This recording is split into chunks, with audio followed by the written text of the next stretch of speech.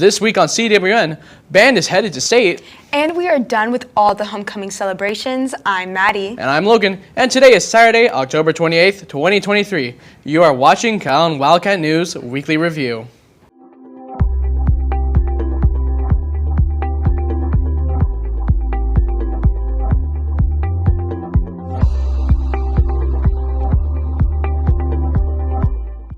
Well, Logan, our band has done it again. They are on their way to state. Yes, they are. Another stellar performance from our home band. Yes. And CHS Band hosted the area marching contest here at Phil Danaher Stadium. We spoke to senior Emily Zolikoffer about the band's performance this past Saturday. I'm here with Emily Zolikoffer, who has been a band student for 4 years. Can you talk about how your performance was on Saturday?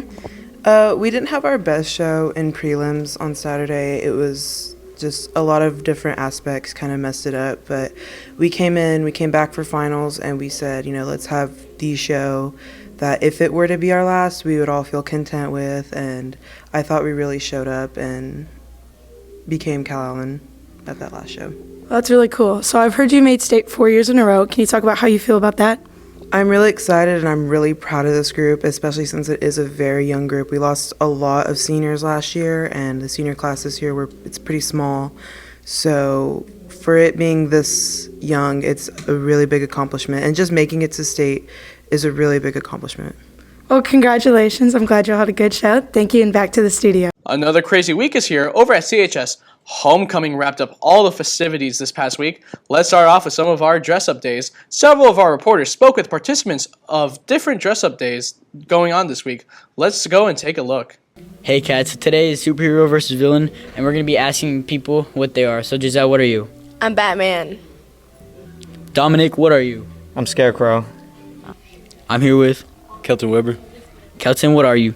Anakin Skywalker. Hi cats, I'm Natalie and I'm here with some of the science teachers. Can I know what you're dressed up as? Sure, we are superhero teachers.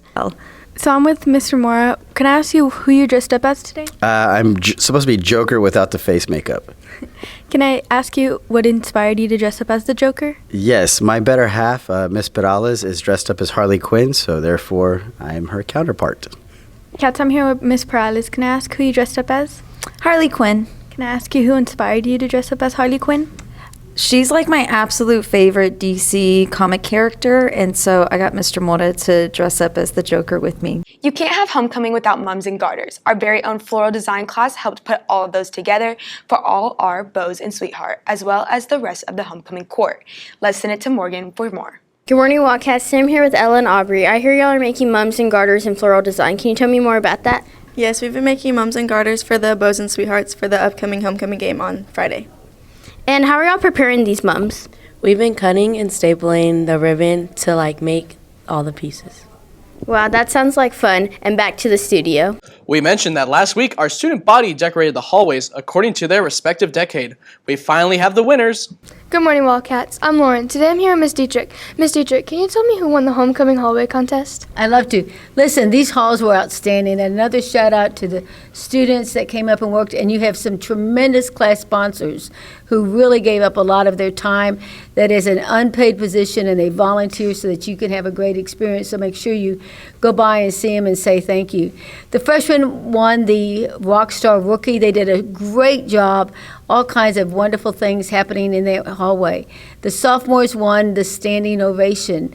That was both sides, and it was delightful. The juniors and the seniors, it was really tough. It was really competitive. The seniors won the Magical Masterpiece, and the juniors won the Big Kahuna Award, and according to the judges, those two tied for the overall. So they did a great job, all 4 grades. Congratulations on a job well done. Thank you, Miss Dietrich. Now back to the studio.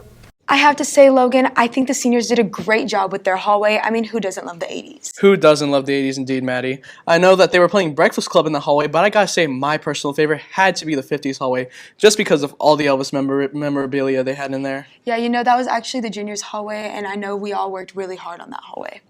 To finish off homecoming, we'll get into the football game later on in sports. We spoke to this year's winning homecoming king and queen, Jordan Garcia and Isabella Casas.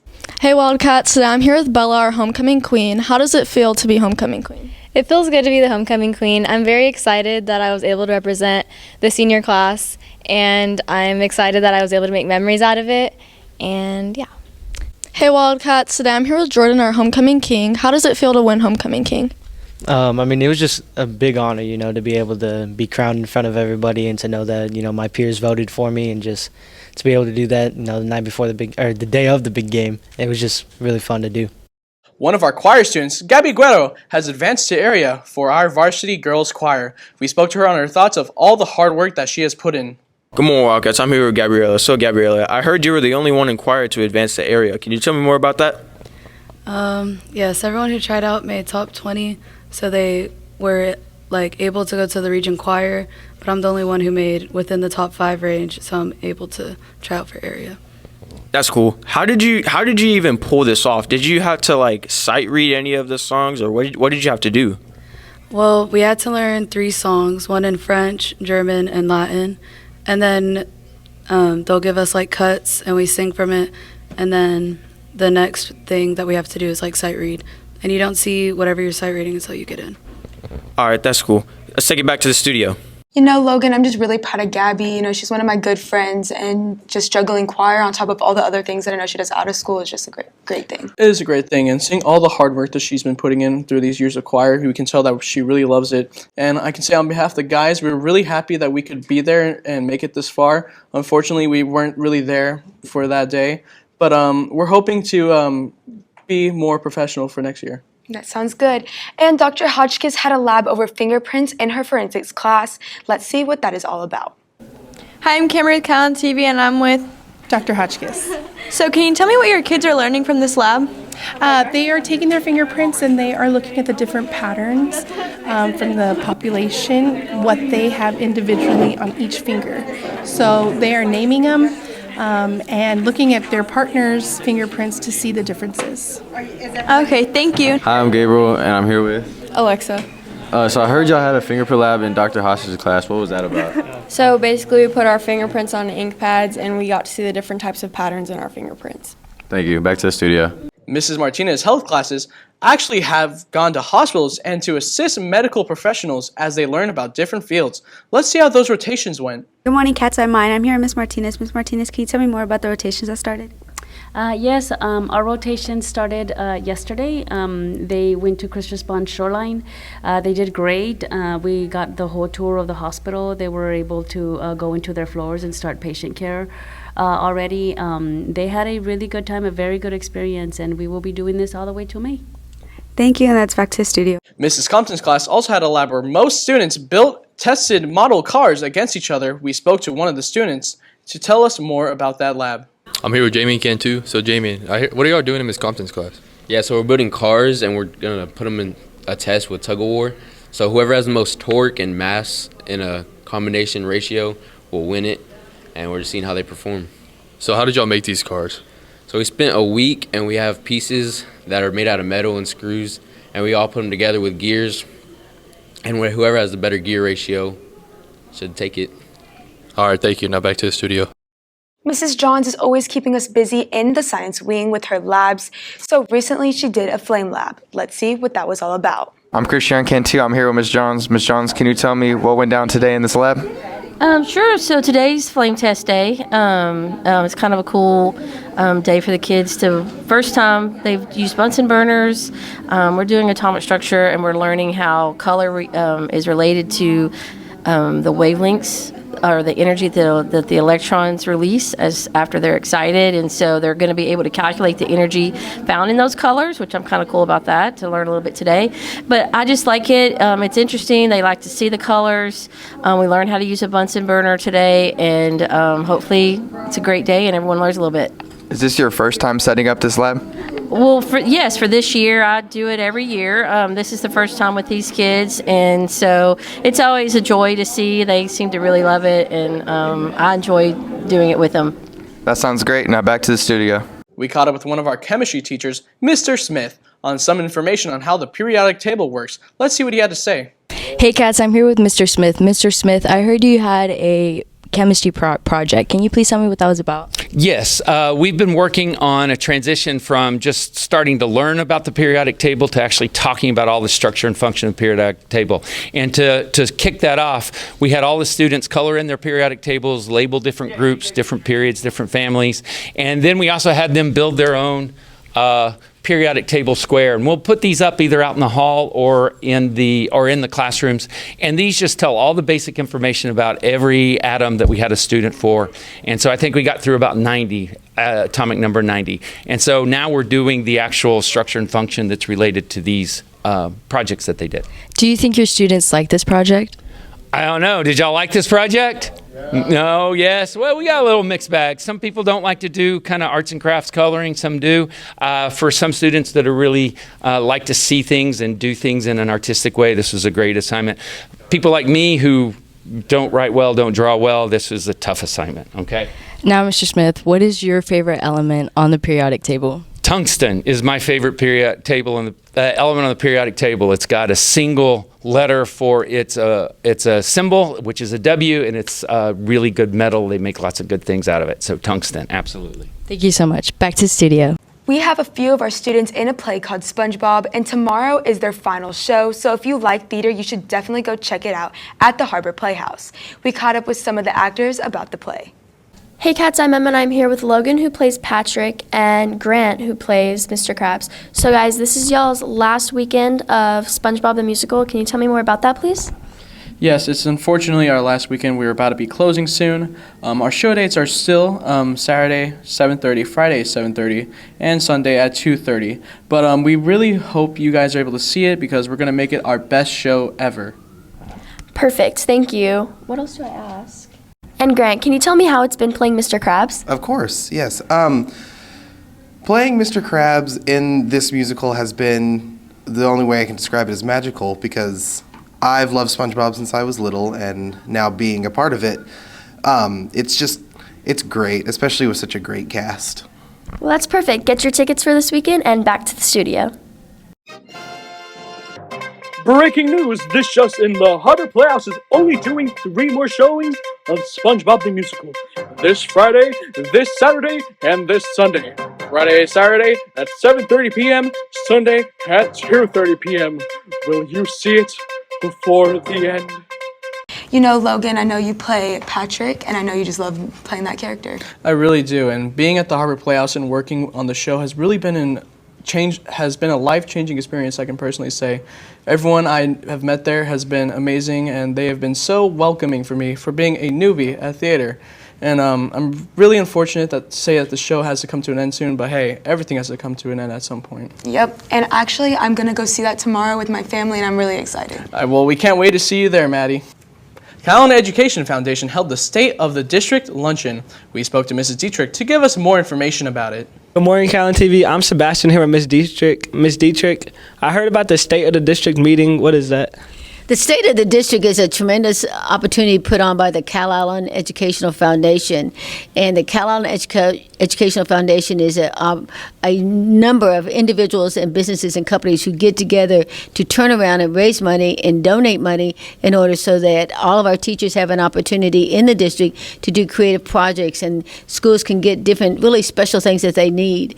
The State of the District Luncheon, the speaker is our superintendent, and what she does is to explain all the positive things that are going on in our district and the status of where we are, not only in academics but also in the entire school packet and the future. As you know, our community really came out and supported this gigantic bond issue, and so we're going to have some great things happening around campus and in our district and to provide more security for our students. So we're looking forward to it. So it's an opportunity for the superintendent to provide information to the Calallen Educational Luncheon, and as well as for people who wanted to go and support. So it's a valuable luncheon. Thank you. That's all from me and Ms. Dietrich. Back to the studio. Congratulations to the Calallen ISD Special Olympic bowling athletes for their outstanding achievements at the area competition. Here is Mrs. Lopez with more information. Hey cats, I'm Maddie and I'm here with Ms. Lopez, and I heard that the Special Olympics happened recently. Can you tell me more about that? Yes, yesterday we actually took a trip out to Bolero in Corpus and they participated. They did 4 practices and yesterday was their competition. We had 5 kids go. 4 of the 5 placed third place, and Jesus was the one who placed second. Wow, that's so awesome. Congrats, y'all. And now thank you, and back to the studio. We have a new Top Cat Teacher of the Week. Let's take it to Sakura to see who it is. Hey Cats, I'm here with Miss Cash. So Miss Cash, you won Top Cat Teacher of the Week this week. How does it feel? I am super excited and super duper honored. Well, perfect. Congratulations again. That's all from us. Now back to the studio. Now let's send it to Lexi with Wildcat Media. Thank you, Maddie. On today's Wildcat Media, congrats to the softball team in winning Photo of the Week. Make sure to go check out the previous photos of the week at Calallen Yearbook on Instagram. Thank you, and that's all from me. Now back to you. Thank you, Lexi. Now let's send it to Michaela with the rundown on sports. Thank you, Logan, and good morning, Corpus Christi. As we mentioned earlier, we had our homecoming last Friday, which means we have the football highlights, and the Calallen Wildcats also get to keep the jug. Let's see how the homecoming game went against TM. Hey Calallen, I'm Michaela and I'm here with Cody. So Cody, it was your last homecoming game. You guys won against TM. How do you feel about that win? It's ecstatic. The emotions are running. And TM thought they were going to beat us. They thought they were going to take that jug, but we had our community behind us, and I think that's the reason why we won this game. Yes, sir. All right, thank you. Great game. That's all from us. Now back to the studio. Go Wildcats. As everyone knows, our softball team won their very first state title, and they recently had their ring ceremony. We spoke to Coach Lentz and a few players on how they feel about getting their state ring. Morning, Cats. I'm here with Coach Rosal and BB. Coach Rosal, can you tell me more about how the ceremony went last night? Yeah, we had a good time last night. The ceremony for the rings, our presentation for the championship run we had last year. Pretty much a good time, just honoring the girls and the accomplishment we did. So, BB, how does it feel to be a champion? It feels really good, and I'm excited that we got our rings. I'm here with Megan Guy, varsity softball player. So y'all did good things last year, big things actually, and y'all finally got y'all's ring last night. How do you feel finally holding that state ring? Feels good because it's not a second place ring this time. It's gold. That's good, that's good. So we all had big expectations for y'all coming into this year. How do you feel going into this year? I feel like not only me, but the whole team feels confident, and we don't feel a lot of pressure just because we know we can do it again. That's good to hear. Now that's all from us. Now back to the studio. Emma caught up with the very busy Coach Spencer about how our boys and girls cross-country teams did last Tuesday. Let's find out how they did. Hey Cats, I'm Emma and I'm here with Coach Spencer. So Coach Spencer, y'all had a cross-country meet this past weekend and y'all had the whole boys team and one girl. Can you tell me more about that, please? Yeah, so we ran in the regional meet yesterday out at A&M Corpus Christi. I thought we ran a good race. Katie ran her butt off. I'm just so proud of that kid and what she's fought through this year and to get to regionals for the first time her senior year and break all kinds of personal records for herself in her race. So super proud of her. Super excited to watch her in track season and overall just a great season. Well, congratulations, y'all had a great season and back to the studio.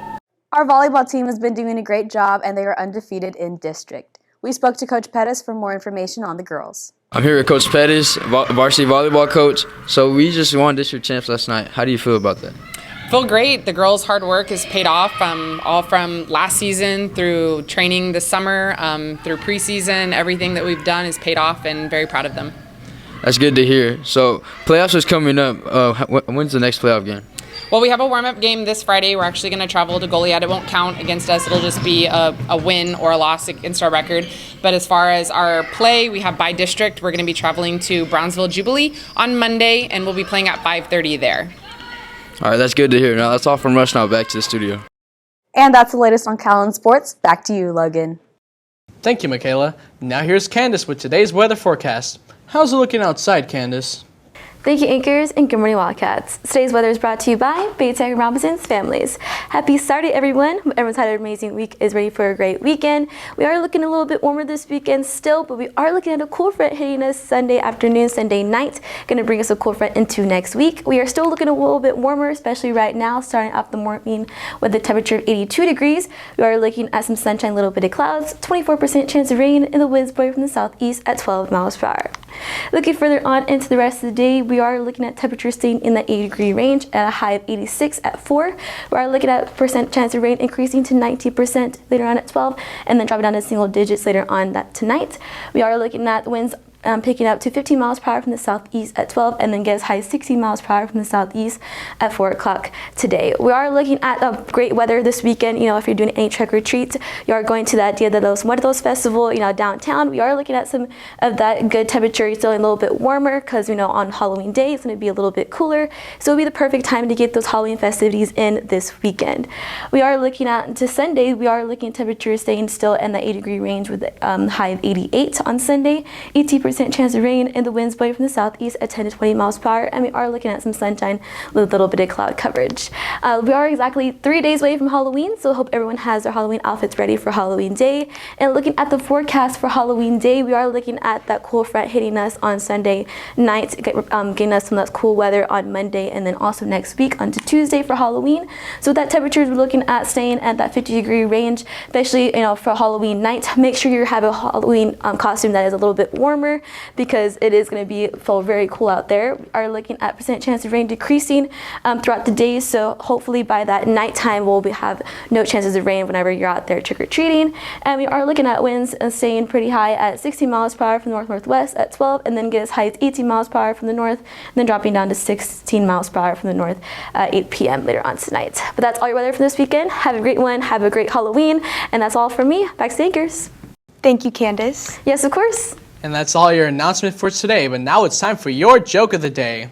So guys, why didn't the skeleton go to watch the scary movie? I don't know, Logan. Why? It didn't have the guts. For all you social people out there, make sure you're following us on Facebook, Twitter, TikTok, and Instagram at CalallenTV for all the latest updates. Also, subscribe to us here on YouTube to catch all of our latest videos. And as always, stay classy, Calallen.